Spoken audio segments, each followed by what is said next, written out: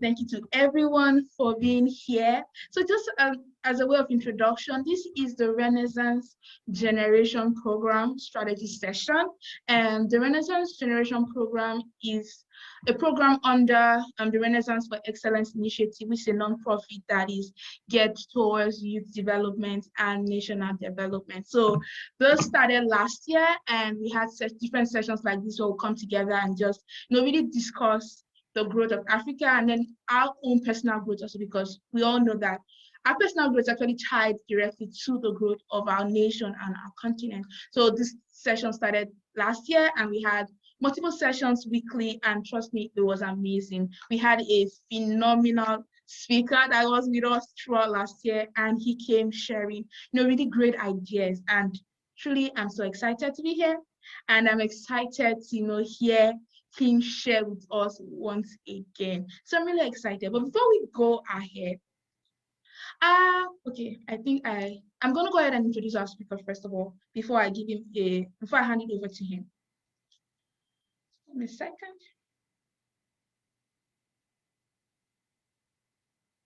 So our speaker is Anigbogu, and Winner is a PhD student of micro and nanoscale systems engineering in Louisiana Tech University, USA. He's a graduate of electrical engineering from the Federal University of Technology, Owerri, with relevant work experiences as a field support engineer with IHS TOA. He was a graduate intern with the Federal Capital Development Authority, FCDA, Abuja, and a former intern of Shell Petroleum Development Company of Nigeria. He's passionate about understanding and engaging people on the meeting point of human capital development, societal development, and history. So Winner has spent years studying how functional systems are formed and why systems fail. So our speaker is here with us today, and today is going to be talking about a new mindset and how to become a creator. So it is my pleasure to hand it over to our speaker today, Mr. Winner Anigbogu. Over to you, sir. All right, thank you so much, French. Can you guys see me? Yes, we can see you. Okay, sorry about the blackboard. I hope you guys excuse that. I want to thank you all for having me again today. Hopefully I would be able to succeed in, most importantly, changing the way we think. I think that's my target. If I can get us to have a whole new mindset. Some years ago, I read a book that said, titled A Whole New Mind. And the book was actually talking about the future. The shift in mindset from the left hemisphere of the brain to the right hemisphere concerning how the future would be controlled and how a lot of disciplines that are built on the analytical part of the brain would be taken over by robots. So if you really want to catch up with the future, you should be able to navigate yourself in such a way that you align with the changes coming on. So while I'm not talking about the book today, I wish to achieve the title of the book, which is to engraft in us a whole new mindset, an approach to life that is different. It would be beautiful if I get to know that some of us are already taking on that approach to life. I'm aware that a lot happened last year. We had a lot of sessions last year, a lot of very beautiful and amazing sessions that has been growing since then. So once again, it's a privilege to be here. Thank you for coming.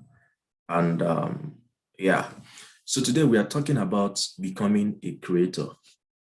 And I have a few things to say actually, but I will admonish you to pay attention.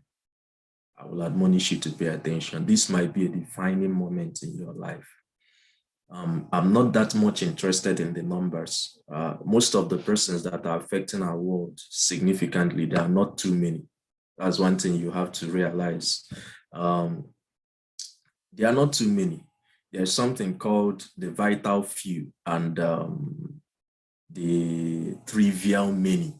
I think I recently adopted that language in dividing the world we live in. So you have the vital few and the trivial many. So the persons changing the world, the people affecting Africa positively, there are not too many. So we really don't need too many persons on the platform. If 3, 4, 5 out of, I think there was a day we had almost 20 persons. If just 3 persons out of the number of people that have been here can carry on what they get and replicate these things in their endeavors, I think I would have succeeded. In fact, 3 is too much, 2 persons, but I pray we have more than 2. That's my prayer.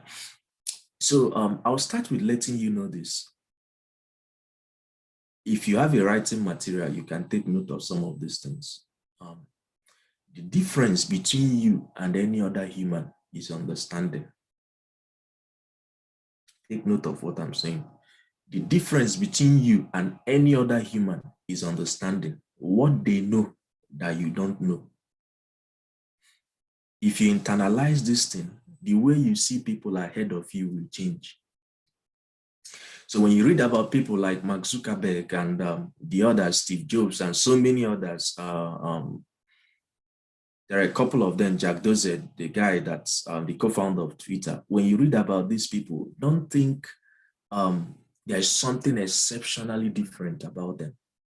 Don't think that there is something inherent within them that makes them different from others. No. The difference between you and any other person that you think is ahead of you in any ramification of life is simply understanding what they know that you don't know. You see, I found out that what most people call privilege is simply understanding.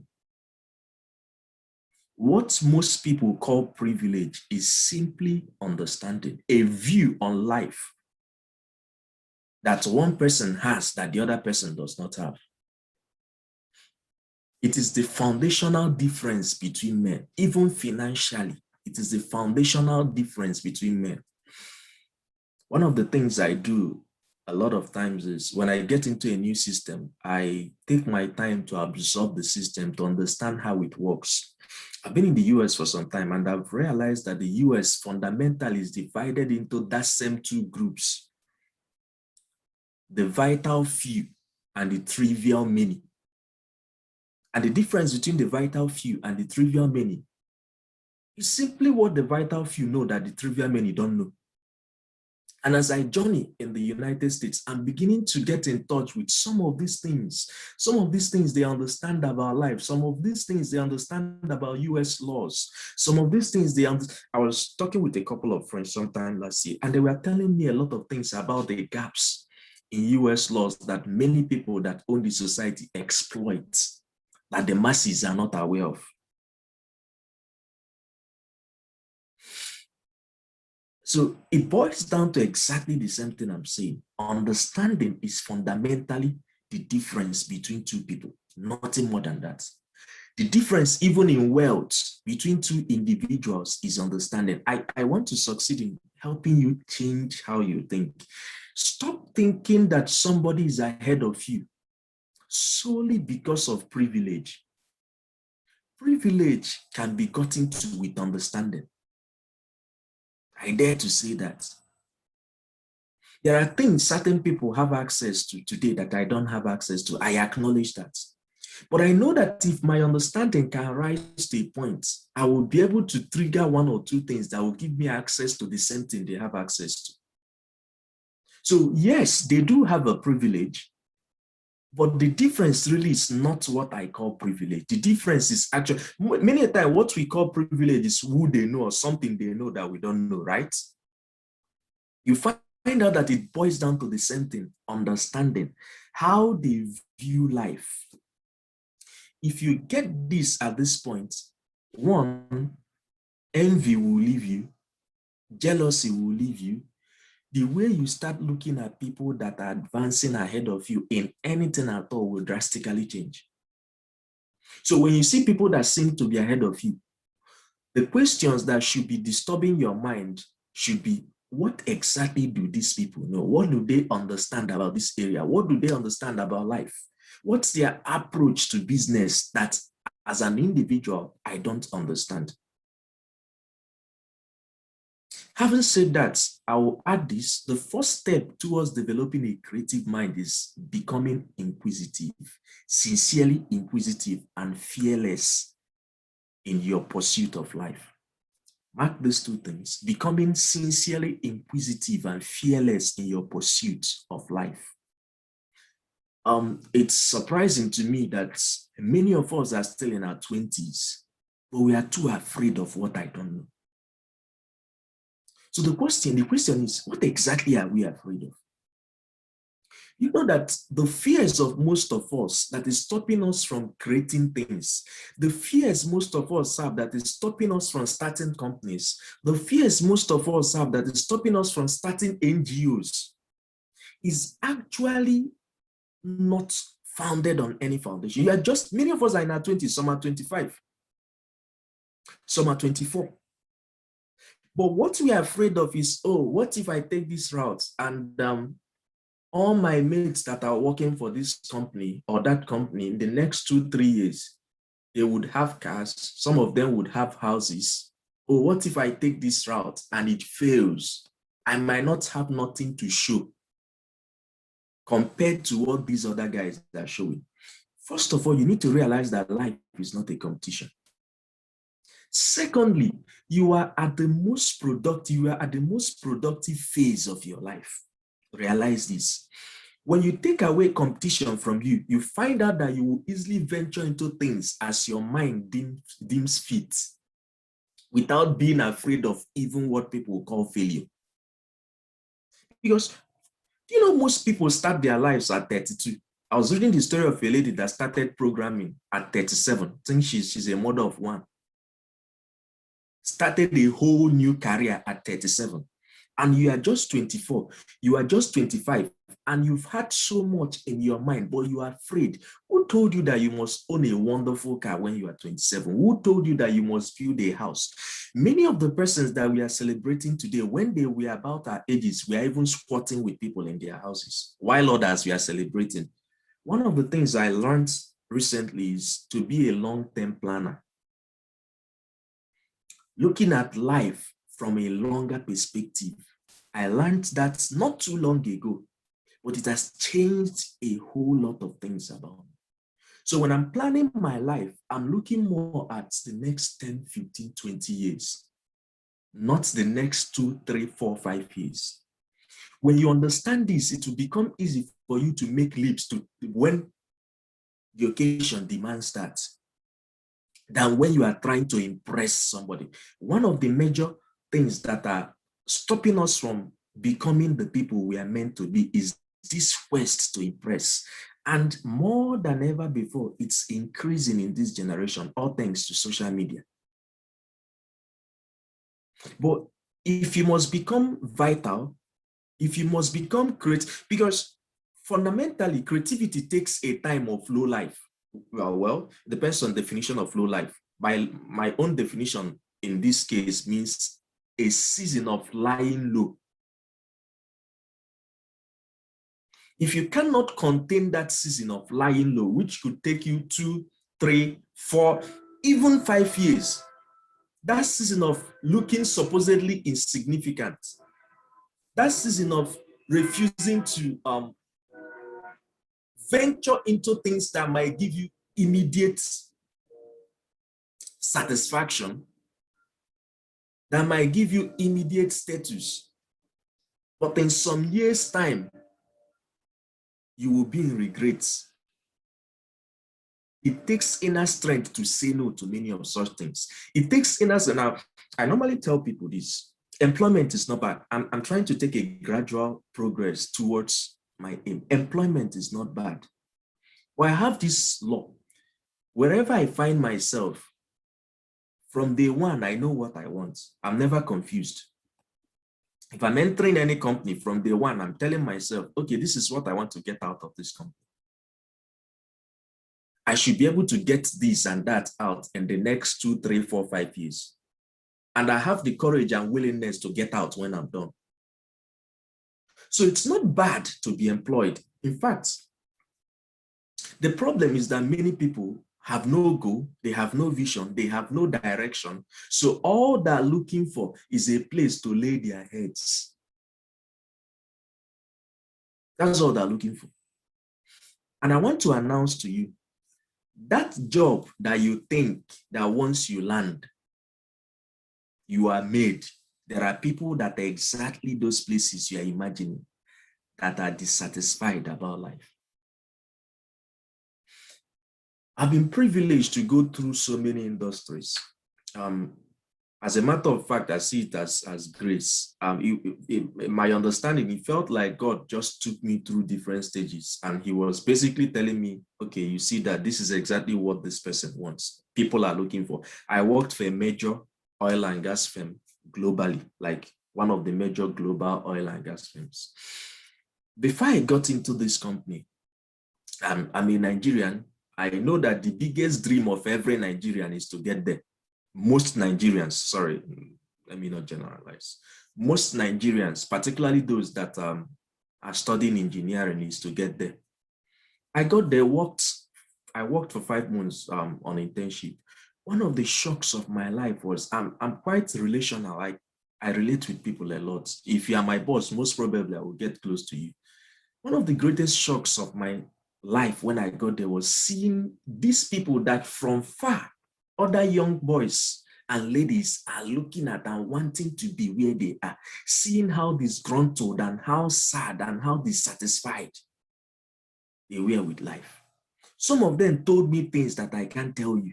Some of them told me, oh, I wish I can get out of this place. The only thing is that my life feels tied up by this amount of money I get monthly. My family now depends on it. I can't survive without this. What I'm telling you, sincerely, are things people told me.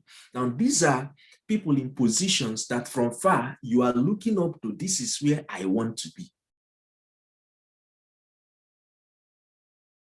The problem is not the job. No, the problem is they are not a part of something. They are not doing something they feel like a part of. They are not doing something they are passionate about. They are actually trading their lives just to survive. I was once in the house of a bank manager, and the person woke up one morning and said, "Oh God, what kind of life is this?" before going to work. In my mind, I told myself, this is exactly where somebody else is dreaming to be. I want to inform you, when you talk about entrepreneurship and business, most persons tell you, oh, I'm not a business person. It's not my calling. I can't do this. I want to tell you that everybody is a business person. You need to just debunk that. Even workers. What is business? Business is simply exchange. I give you something and you give me something. Whether you like it or not, you are doing business. If you are working for any firm, you are giving them your time, you are giving them your energy, you are giving them your skill, and in return, they pay you salary. That's simply business. So we are all business people. But the only difference is that some persons are conscious about the exchange they do, while others are not. The people that are conscious and deliberate about the exchange they do and the value they get out of that exchange are people we call entrepreneurs. The others are not conscious. The others are actually doing the same exchange, but they don't know that they're doing the same exchange. So they can't get out much out of the exchange they do because they're not aware of it. So you are in your 20s, you have to establish that. Probably, I don't know everybody listening to, you could even be in your 30s. You have to establish that this is the most vital time of your life. You must not create everything you need today, but you need to start planning and developing a plan for your future. This is the most vital time of your life. Many of us are not married. You have no kids that you are taking care of. You have no woman that you have to think about first before yourself. You have no man that you have to think about first before yourself. It's important that you set your life towards a direction before those people come. I've always believed this, that if you don't align your life right before people come into your life, it will become very difficult when you have more responsibilities. A time will come in your life where before you take a step, you have to think about your children, their school fees. At this stage in your life, for some of you, you can build whatever you like while squatting with a friend. But the time you will come when you can't do that, you must pay your house rent alone and live there alone because you have dependents. A time will come where you can't just wake up one morning and relocate. I have a friend that is struggling to move over to UK, but the problem, she has a husband, has kids. She's still very young, I think a year older than myself. But she can't take that decision again. Anyhow, her husband is not interested. She has so many factors to consider. But had she taken the decision some years ago, she probably had nothing to consider apart from herself and her interest. So many of us are at those stages in life where we can take vital decisions, having little to be afraid of. We must maximize it. Maximize your youthfulness.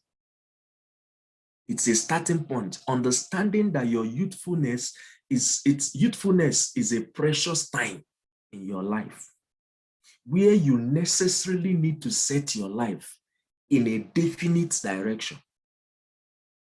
You must not finish everything. In fact, many of you might just be starting. It might be the starting point of your life that you ignite. But it's important that you set your face towards a direction. Now that you are young, now that you have limited dependencies, if you don't, the days will come when you will wish. You might even remember today, but you will not be able to do that. If you are not a Christian, forgive me, I'm a Christian. So once in a while, if I choose to pick inferences from the Bible, please just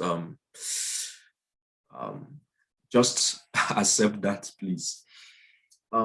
Sometime last year, I was reading something in the Bible that really struck me. I always tell people this: the Bible is beyond the spiritual book. If you limit your understanding of the Bible to spirituality, you are in trouble. That book is a book of mysteries. It will give you a deep understanding on life. When Jesus rose from the dead and he met Peter and John and others, there was a statement he made when he was telling Peter how he would die. He said, "Now you are young.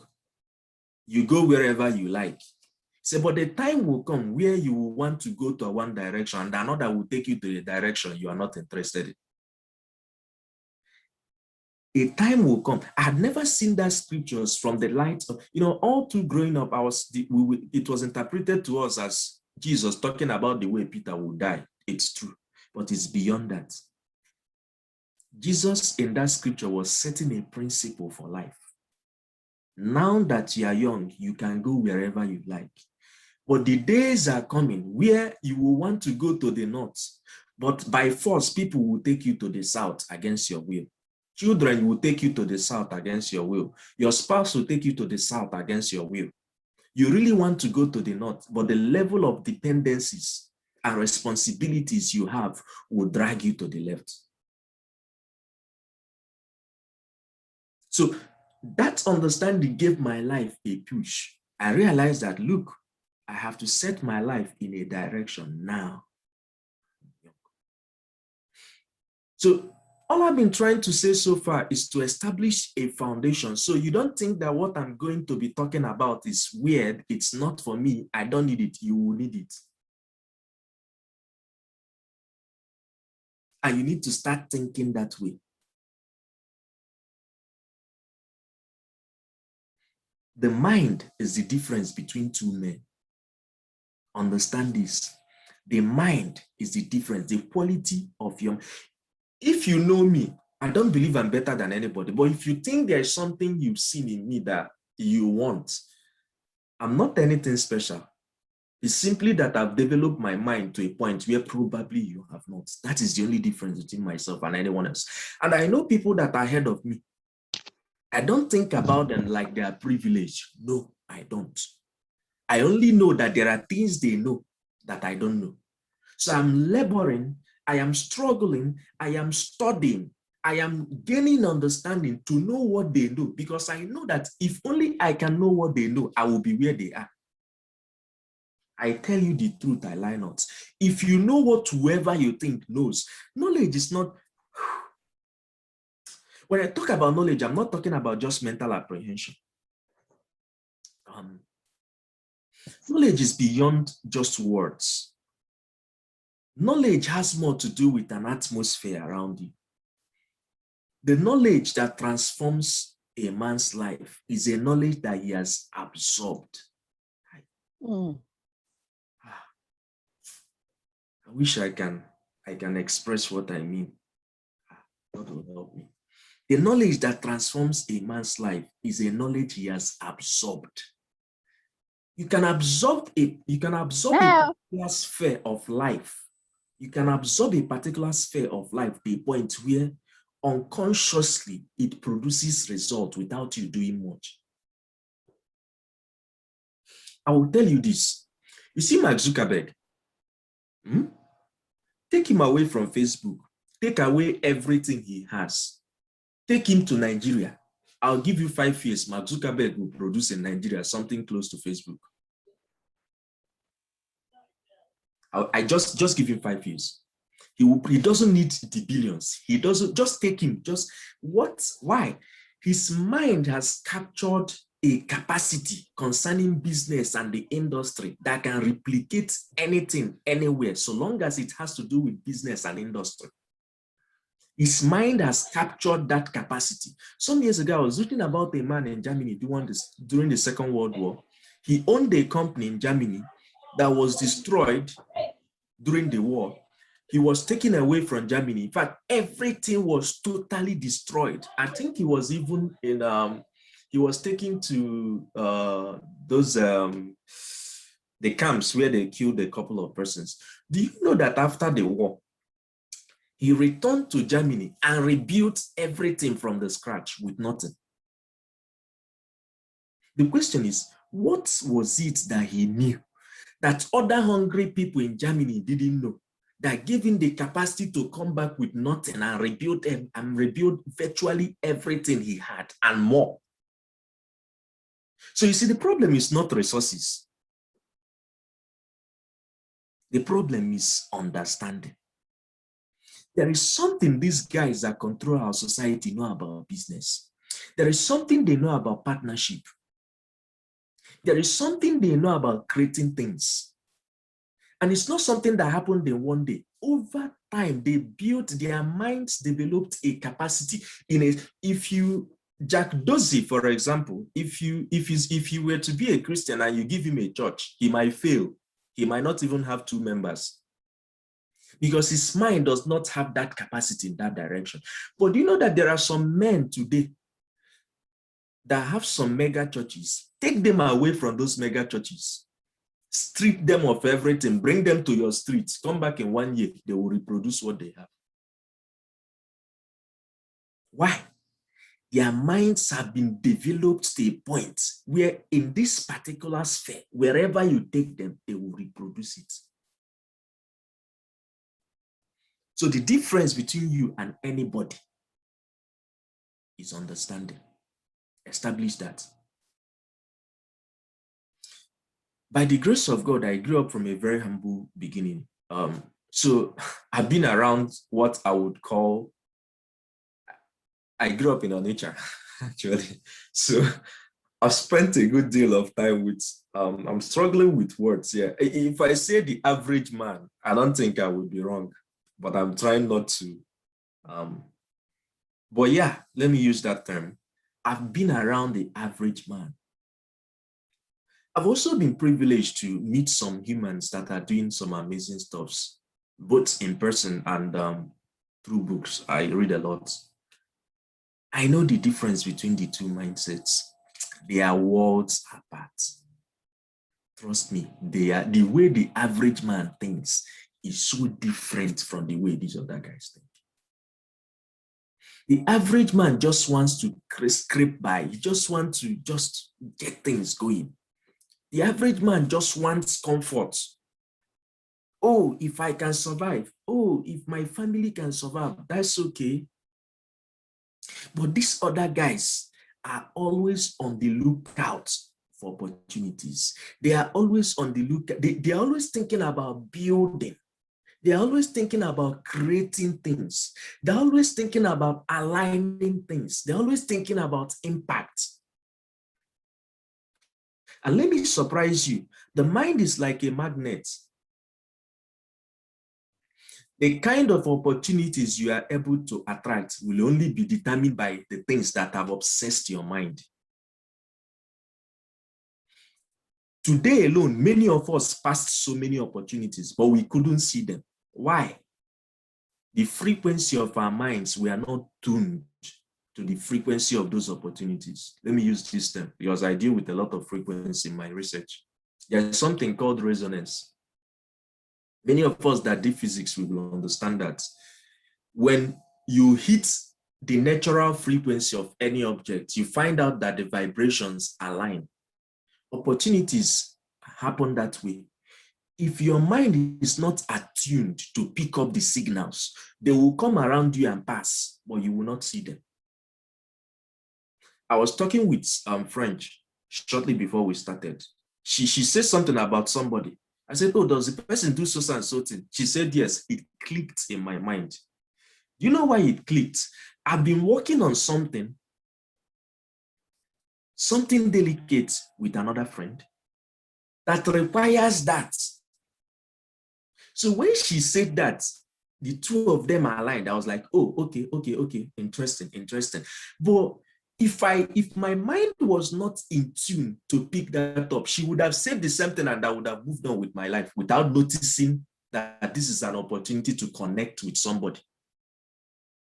In that same way, many of us come across so many opportunities every day. They pass us by, we don't notice them, we don't recognize them. Other persons will come across those same things and pick them up immediately because their minds were tuned before time to a frequency that resonated with the frequency of the opportunities that they came across. So the quality of opportunities that will come around your way is still a product of your mind.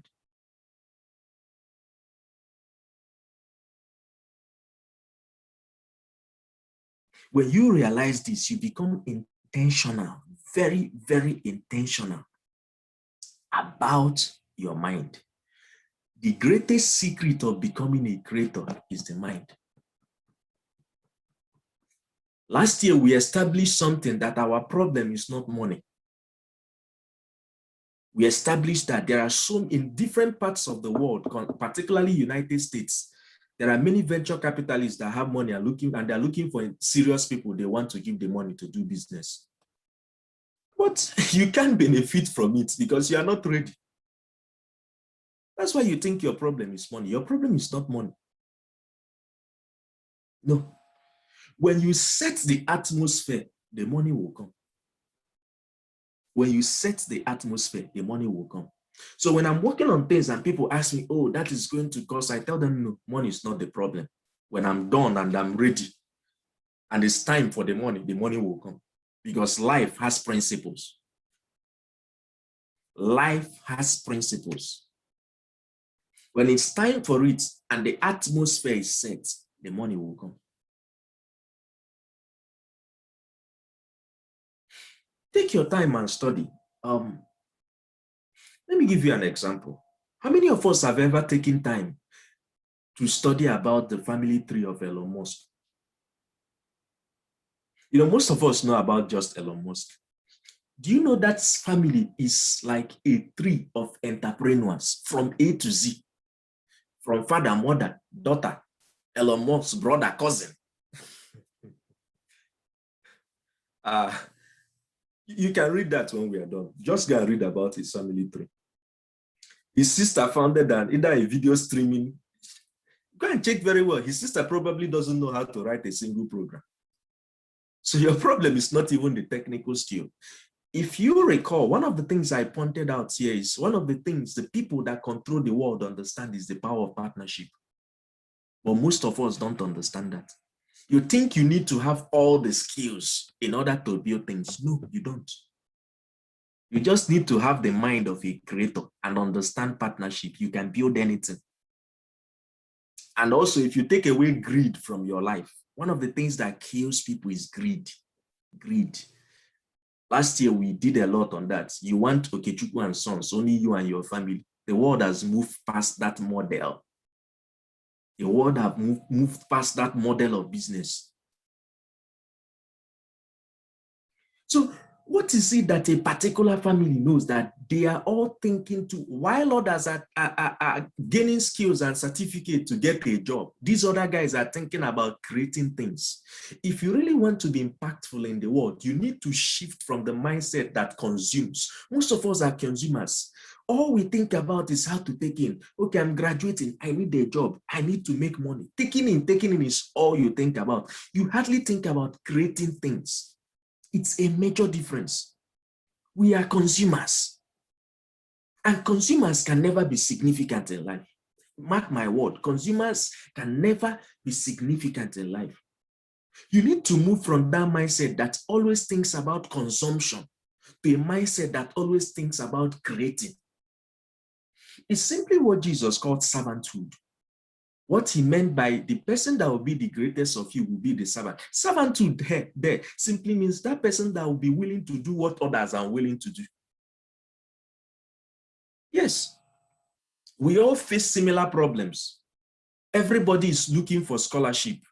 Everybody is searching for, oh, I can't get I can't get access to scholarship. I wish I can have a site that I can get every. We all face the same problem. My friend faced the same problem for 2 years.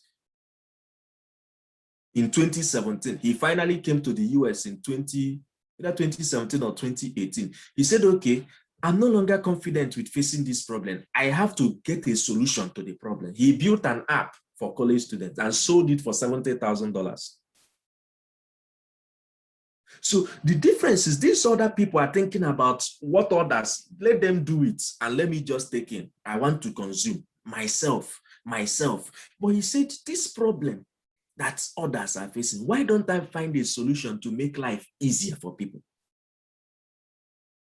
The difference between most people that create things and others is the creators think towards serving others. You need to shift from consumption to service. Industries are simply service points. So when you live here today, you should start thinking about, how do I serve others? How do I serve the society? How do I serve the next man? How do I become available so that I can bring solution to the problem of the next man? When you start thinking this way, give yourself time, your life will change.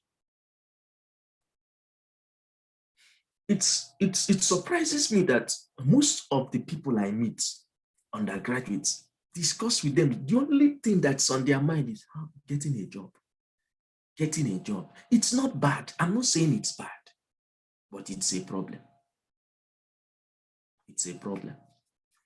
America, it's the way it is because men decided to create things. Can read about how America developed. But in a country where federal government is dishing out money to everybody is graduating from school, waiting for a federal government job to sit down in the office and be eating money. That's what we have in Nigeria, basically. So I'm not surprised that we are where we are. Everybody is jumping out of school, waiting for a job. It's not bad. Again, let me repeat that. But life is a choice. You must decide what you want to make out of your life. And when you start thinking creation, even when you get a job, you will become a valuable asset to your company. Not everybody is a valuable asset to industries. There are people that are in industries that just want to earn salary and do what they are asked to do. And there are others that are looking for problems to solve. They are the people that end up as assets to the company. See, looking for solution, being active about solving problems will actually make you go the extra mile, what Jesus called servanthood. So if you choose to take the industrial path, you will be an asset anywhere you find yourself. And you will grow in whatever industry you find yourself.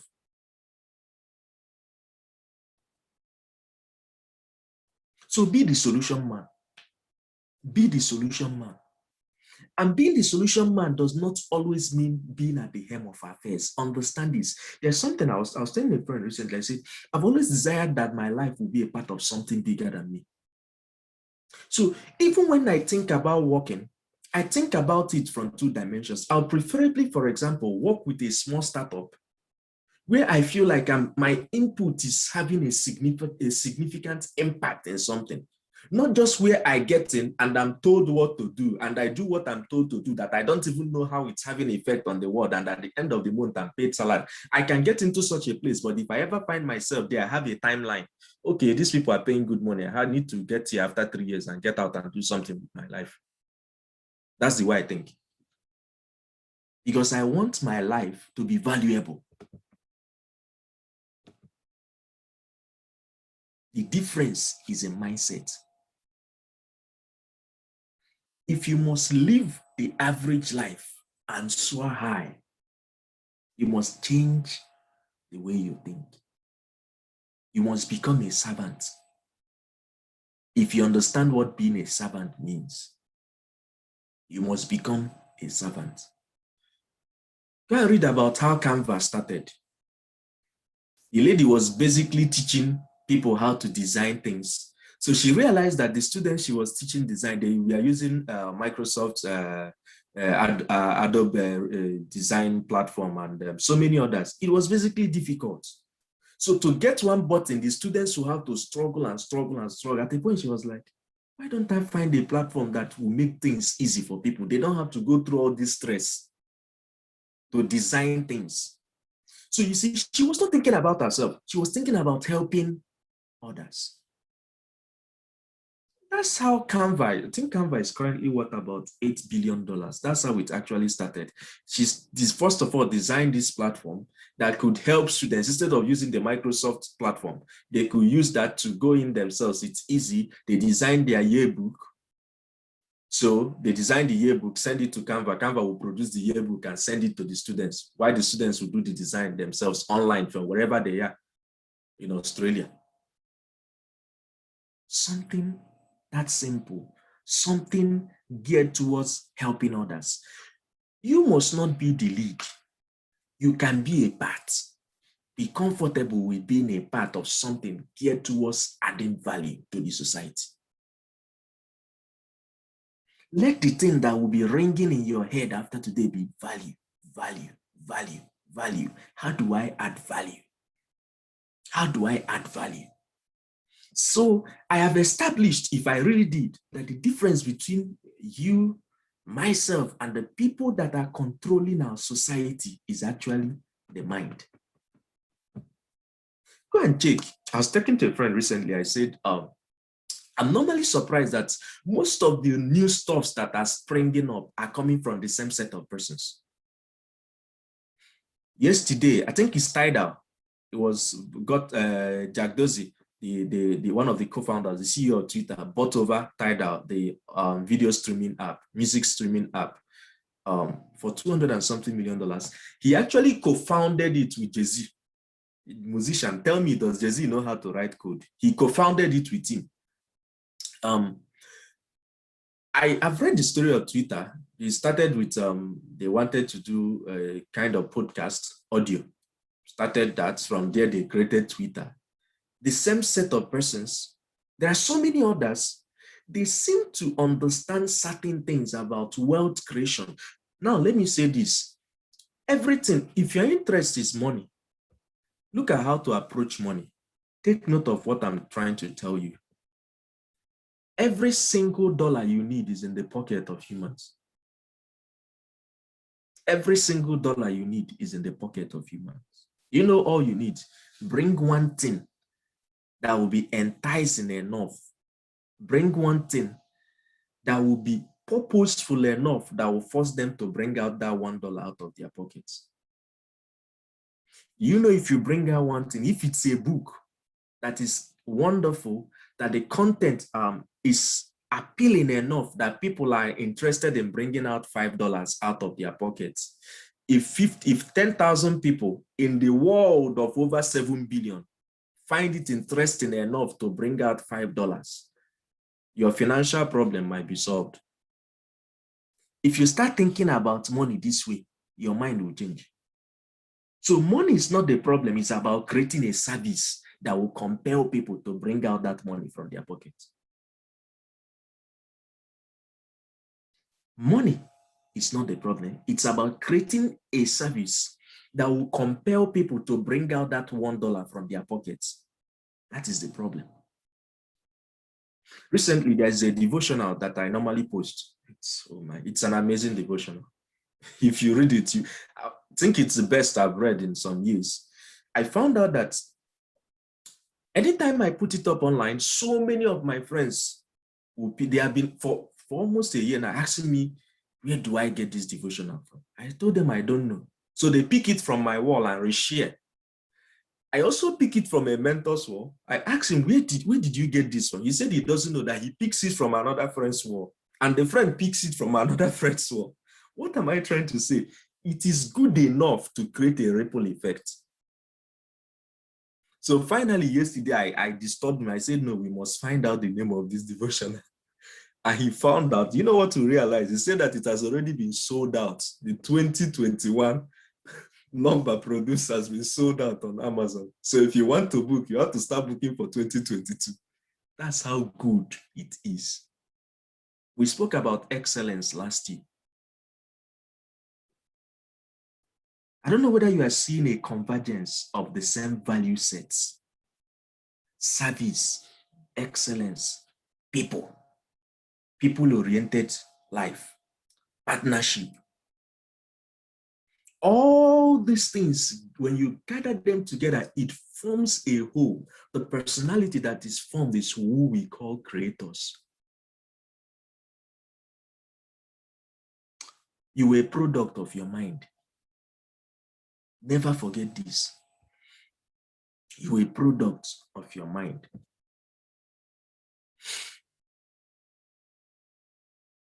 As I'm closing, I will say this. You are a product also of your atmosphere.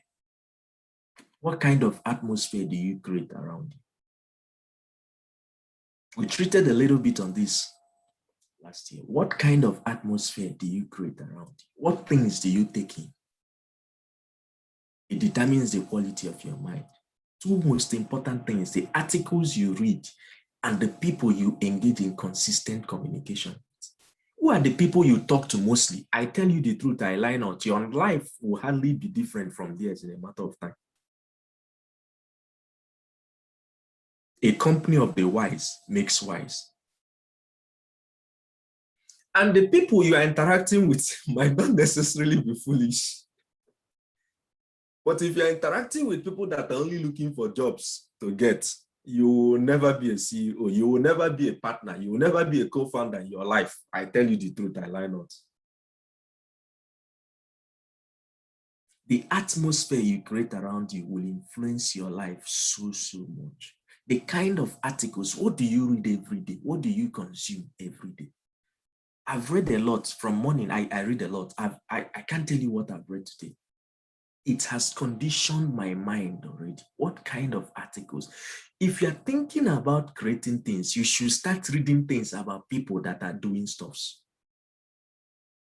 You should start interacting with people that are serious with their lives. Between the space of last year, October, and this year, a lot have changed in my life because of the quality of interactions I started engaging in. I met someone, two, three persons that have changed my mindset about business. My eyes were open. I saw opportunities here in the US, things I could do, establishments, partnerships that I didn't know that they're in existence.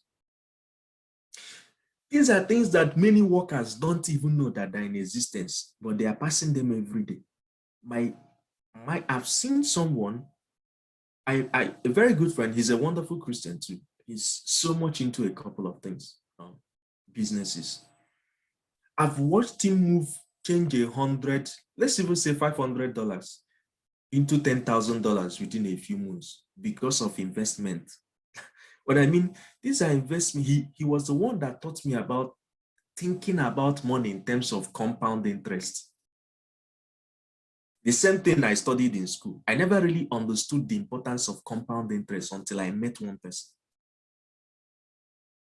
What am I saying? Mindset, the kind of atmosphere. Who do you interact with consistently? Are they the people that only tell you about Buhari? Are they the people that only tell you about Wizkid? Wait, if your future is in music, it might be wonderful. You see why there is no hard and fast rule here? Is if your future is music, it might be wonderful. But I don't know anything happening. I don't even know if I know. I don't know most of these people. I hear their names because I'm not interested. I aim my life and the things I take in the direction that I see my life headed towards. The atmosphere you find. Now, let me give you a practical example of the impact. You see, there are universities in the United States and around the world that are popular for bringing out inventors. MIT, Stanford, and so many universities. Check many of these new apps that are coming up. Check many of these new industries that are coming up by young people. You find out that a good number of them either graduated from MIT or Stanford or many of these universities.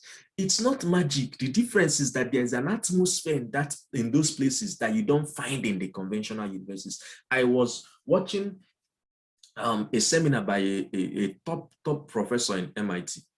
He was saying something about how many patents MIT produce in US every year, how many industries spring from MIT. And he towards the conclusion said something that one of the most significant reasons why they succeed is the atmosphere. They actually have a kind of entrepreneurship hub created by the universities to encourage young people to come. You will see other young people like you that are creating things. The funds are there.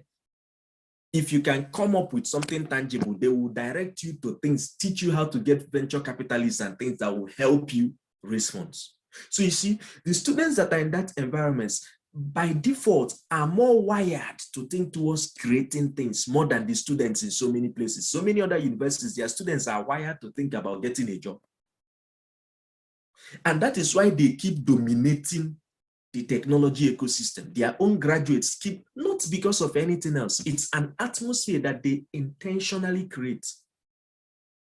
And you know the beautiful thing? Today we have the internet. There is no excuse. You can be anywhere and create whatever atmosphere you want for yourself. There is no excuse. You don't have to be in MIT. You don't have to be in Harvard. You have your data. What are you doing with your data? Facebook. That's the problem. So you don't have an excuse in today's world. Atmosphere. Jesus said something. He said, it's a passage of the Bible that is scary to me anytime I read it. You know, humans like pity party. Oh, I'm dying. Let everybody be telling me sorry. Oh, sorry. I understand your situation. Sorry, we understand. Please just hold on. After I read that passage of the Bible some years ago, I realized that if I'm here waiting for a pity party, I won't make anything good out of my life. You know what Christ said? He said, think about it. He said, to him that has, more shall be added unto him. To him that has not, he didn't say they will show him mercy. He said, even the one he has shall be taken away from him.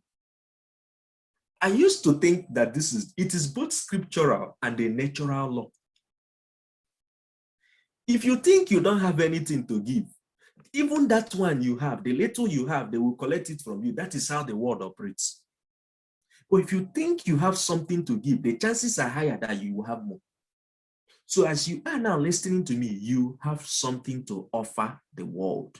Write it down, put it inside your brain, understand it. You have something to offer the world. To him that has, more shall be added to him. To him that has not, even the one he has shall be taken away from him. It's a principle that transcends spiritual things. It's a natural law and also a spiritual law. Lastly,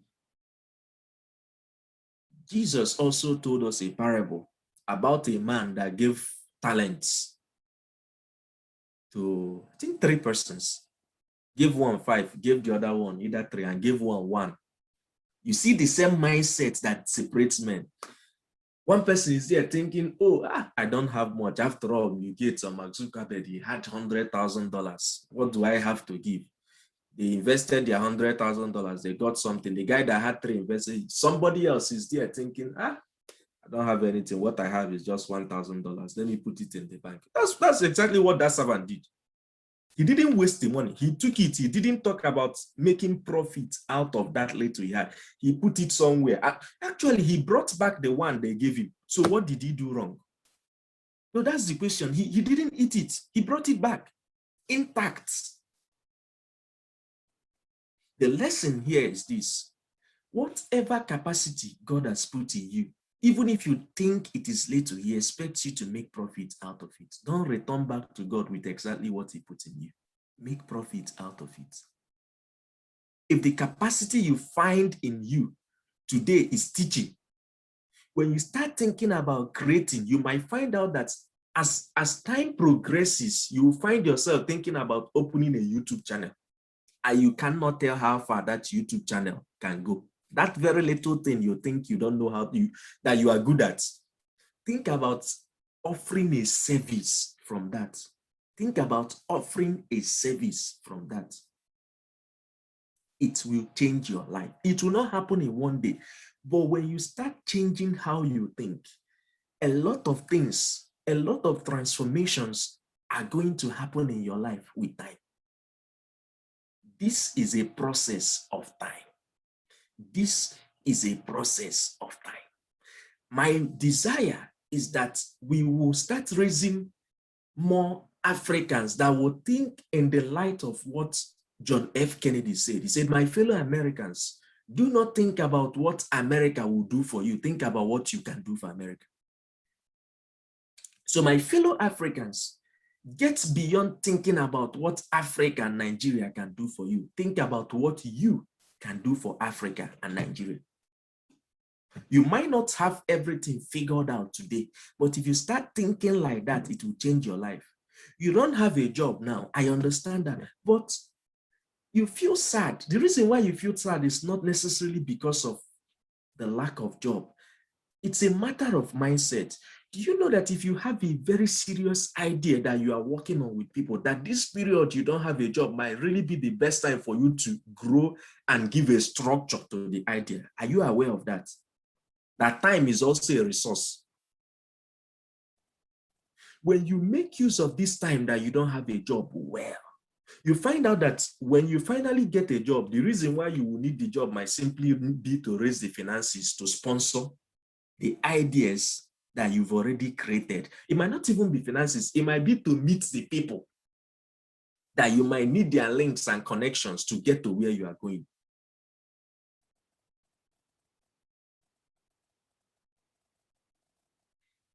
Intentionality is the secret of impact. That is why two persons will be in exactly the same environment, but you watch what they take out of the environment, it will be different because of the mindset. The same environment, the same opportunities, but what they take out of, look, if all of us here have the opportunity to meet Elon Musk, we will not get the same thing out of that meeting, 15 minutes meeting. Because some of us don't even have anything. We will just see Elon Musk, shake hands, and smile and take selfie and put on Instagram and go home. But do you know that there are young persons that have everything already planned? They have every detail. They're all they are looking for. If they get 1 minute opportunity with Elon Musk, their lives are made. But there are others that are not prepared. In fact, there are people that are meeting him every day. There are people that see him every day. And how prepared you are will determine the kind of opportunities that will come your way and will determine what you make out of those opportunities. And it all boils down to one thing, the mind, the quality of your mind. It boils down to that same thing, the mind. So I'm encouraging you today to change the way you think. I'm encouraging you today to change the quality of things you take in, the quality of articles you read, the quality of interactions you engage in. I'm encouraging you today to change it. You know what? Proverbs 23:7, for as a man thinks in his heart, so easy. You are where you are today because of your mindset. Sorry, no apologies, but that is the truth. In fact, when God wants to raise you up, let me sound a little bit more Christian. When God wants to raise you up, one of the first things he does is to enlarge your heart. I will prove it to you. Go and read your Bible. After Solomon met God in the temple, what was the first thing the Bible said happened to Solomon? The Bible said, and God enlarged the heart of Solomon. Go and read it. God needed to enlarge the heart of Solomon to fulfill what he told Solomon he would give him. Without an enlarged heart, even the promises of God will not come to pass on the head of Solomon. So when God wants to do something significant with a man's life, the first thing he does is to take the man through a process that would stretch his mind, stretch his imagination, stretch his understanding, stretch his thoughts and his belief in what he can accomplish with the help of God. If he does not succeed in achieving these stretches with your life, whatever he wants to do with your life will not come to pass. Because as a man thinks in his heart, so easy.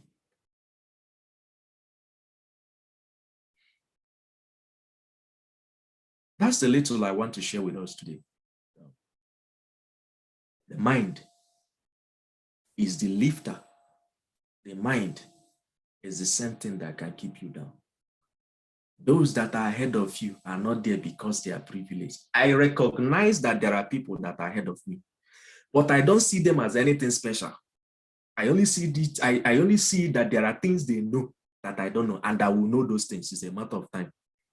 I labor night and day to know what they know, and I will get to know it. And if I get to know it, I will get to where they are. There is no gainsaying to that. I believe it, and I've seen it work. If there is anybody ahead of you, if there are places you wish to be that people are, the difference is simply what they know that you do not know. Stop thinking about it. People are privileged, but privilege can still be trickled down to understanding if you break it down. Go and research what I'm about to tell you. You find out that Harvard University, it is easier for someone whose father or mother went to Harvard to get into Harvard than a child whose parents didn't go to Harvard. So you find that there are families that everybody, they are all Harvard graduates. Their grandfather went to Harvard. Their mother went to Harvard. All her children went to Harvard. Do you think it's magic? No, it's understanding. There is something as a result of going through the process of Harvard. There is a knowledge and understanding that I've come to learn about the university, the things they look out for, the things you need to get in there, that they pass down from generation to generation, making it easier for people in that line to go to the same school that somebody that, in fact, there are people that are more qualified. There are people that are, I was reading an article sometime that was saying something like that. Yeah, there are people that are more skilled, but they can't get in there because they don't know what these other people know. So stop thinking about those things from the perspective of merely the advantage they have. Do people have advantages? Yes, but you develop yourself, grow to a point where you give your children the advantage. Our vision is Africa. If Africa must change, if Nigeria must be transformed, we need men and women that would snap out of the consumption mindset and transcend into the mindset of creators, service, serving others, creating things, being impactful. And also know one thing, everything you need to get to where you are going to is in you and around you. All you need now might be just one link, one direction. Hey, I know somebody. Okay, can you give me the phone number of that person and introduce me? And they will introduce you to the person. The person says, oh, I can't do this now, but I know somebody else. And they will link you up to somebody. But if you don't have a plan, if your mind is not developed enough to capture the opportunity, these people that will introduce you to the persons you need, they will be passing you every day, but they will be of no value to you. Thank you so much for listening. Thank you for tagging along tonight, I know it's night in Nigeria. I don't know about, okay, I think a couple of people in US are here. And I hope, I really hope that I got you thinking. I cannot change any man. The much I can do is to get your mind thinking. And if I succeed in getting your mind thinking, it's only a matter of time before the change you desire will be accomplished. Thank you, and God bless you all. Wow, thank you so much, Sam, for all those things that you just shared. Thank you for sharing out of the wealth of your knowledge. It has been amazing. I can tell you that my notes are filled up. I don't know about if you were taking notes, or it has been really amazing. So at this moment, I would like to open it up to questions, comments.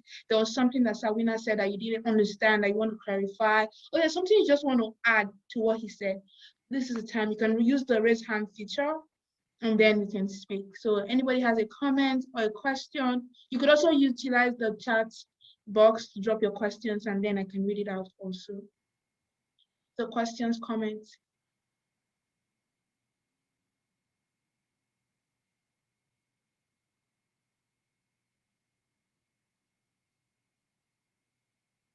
Any questions? Okay. Any comments? Okay, I see G has a question. Okay, go ahead, G, and ask.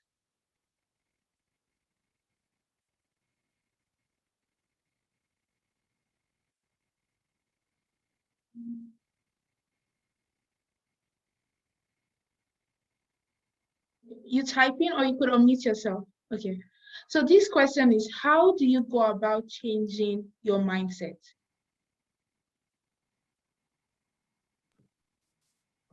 Okay, there are gateways. The mind is more like, I see it like a computer, the processing unit of a computer. So the processing unit on its own can only function to the extent to which it receives input. So whatever input, whatever codes you put into it is what it's going to give out. So the mind is like that.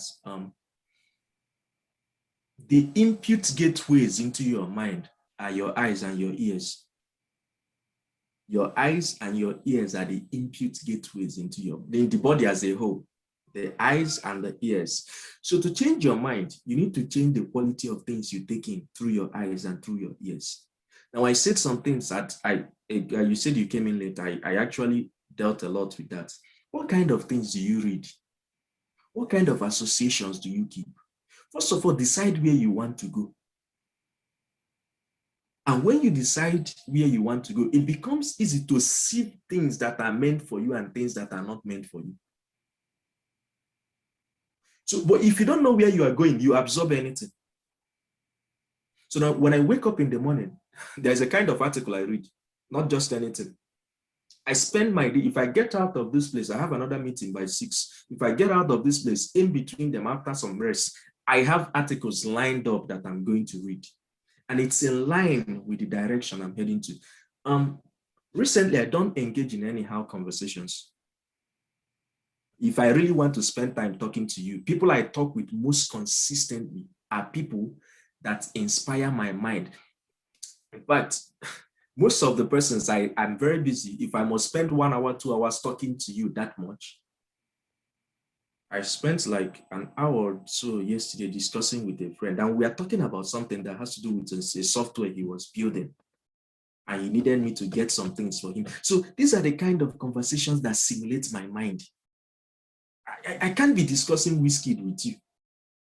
I don't have time. I'm not interested in that.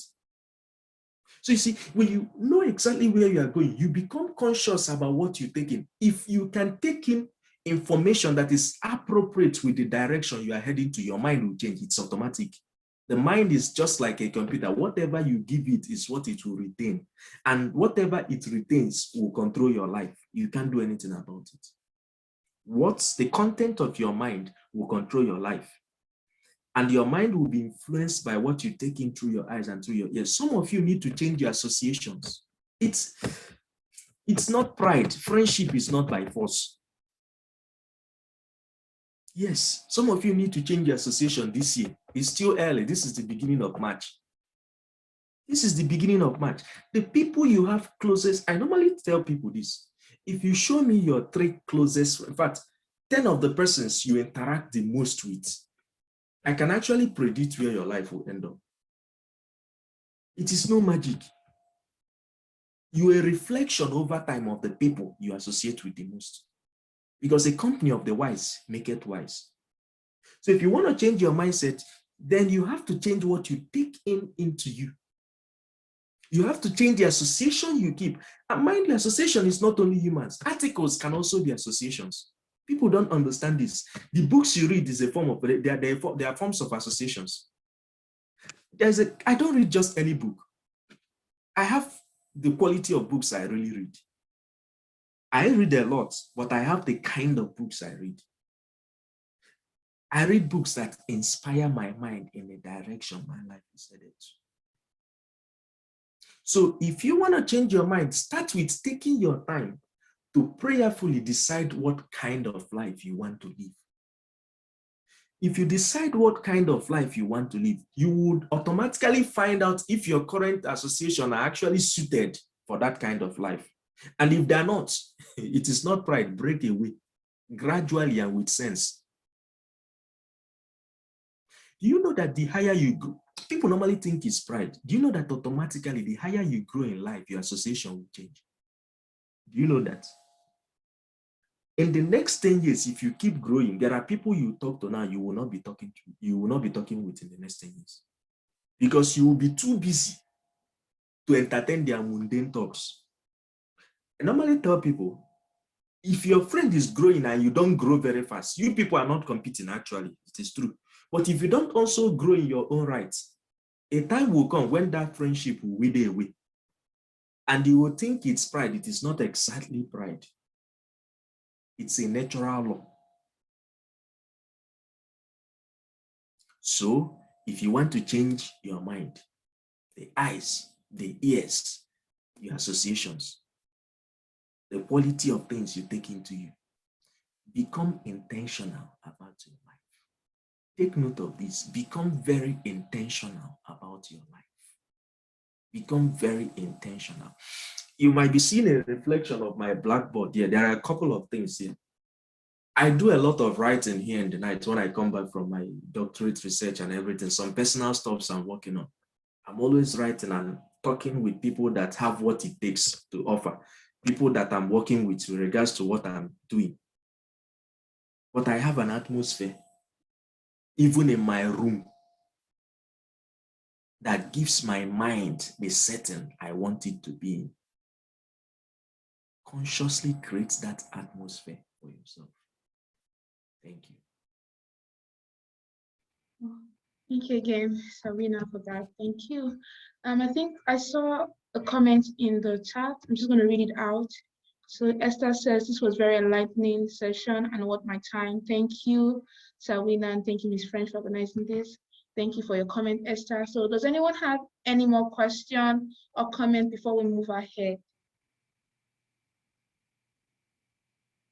Questions? So just going forward with today, just going ahead with what Sawina had shared, I think the main call to action for all of us going forward today is actually to become intentional about our mind. So like Sawina said, what do you listen to? What do you read? Who are the people around you? So we have to become more intentional about the things we read, the atmosphere that we keep, because like he said over and over again, we are products of our mind. So we need to be intentional about building our minds. And the second key takeaway that I want us all to take away from today is the fact that you need to think value. You need to think about impacting your world. Don't just think about being a consumer. Oh, what do I get from this? What do I gain from this? No, think about how you could add something to the society, to our country, to our nation, to our continent. So think value, think impact. So those are the two key takeaways that I want everyone to take away from this meeting, and a host of others that you've written down. Okay, so I think I see a question in the chat, and I'm going to read it out to Samina. It said, can you recommend some of the mind-changing and elevating books or articles? So any recommendation from you, Samina? You can get this book, Signpost on Your Way to Success by E.W. Kenyon. It's a tiny pamphlet, but it will change your life. Signpost on Your Way to Success by E.W. Kenyon. You can also get, there are a couple of them. You can get Awakening the Giant Within by Anthony Robbins.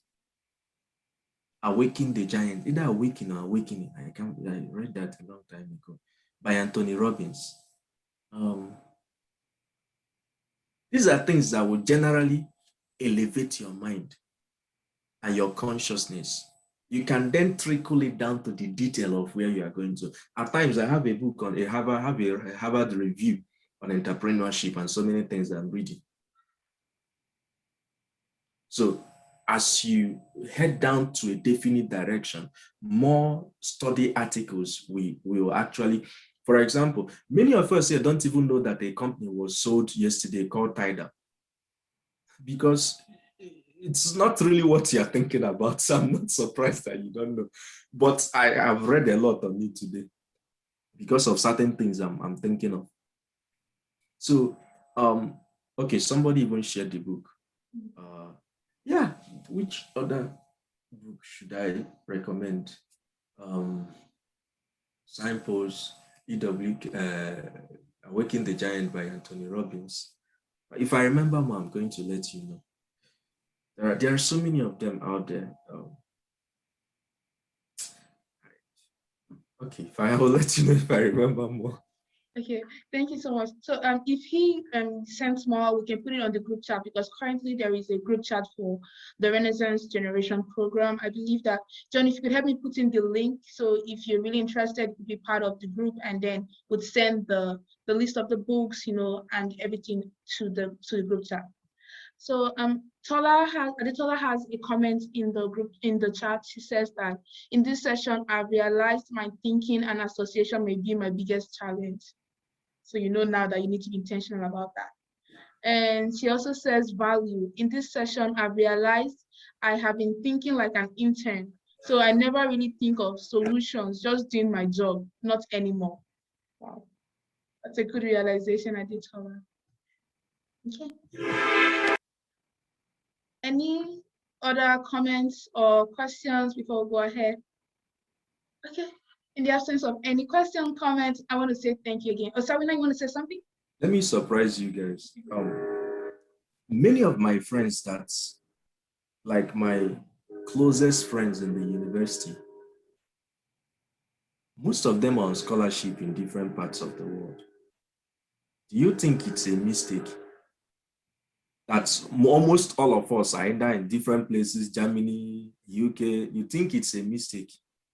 It tells you something about our discussion, the kind of interactions we have, the kind of the ones that have not yet left, if they're interested in, they will most probably get it soon because of the kind of atmosphere they have around them.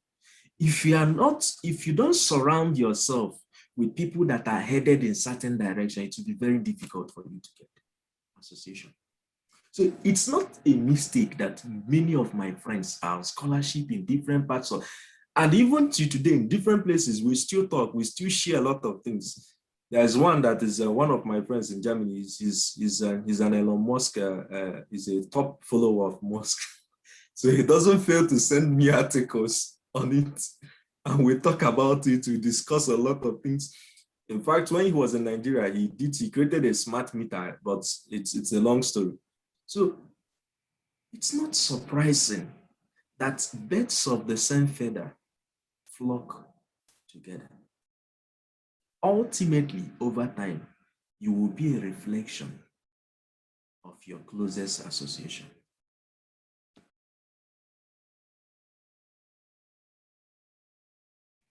Thank you so much, Sabina.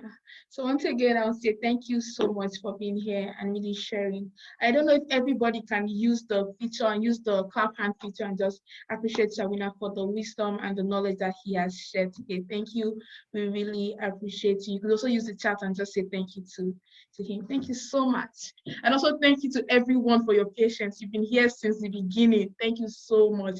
I'm sure that I'm sure that you've been here is actually not a mistake, and I'm sure that you've learned a lot from today's session. So before we go quickly, I have just a couple of announcements that I want to share. So again, this is the Renaissance Generation Program, and we have the strategy sessions as a way for us to encourage ourselves to gather and to grow our knowledge, build ourselves up, and know what our role is in building Nigeria and the continent of Africa. So that is what those meetings are about. So currently we have a group chat, and I believe that John put in the link to the group chat in the chat box. So you could join us just to find out more information about us and all.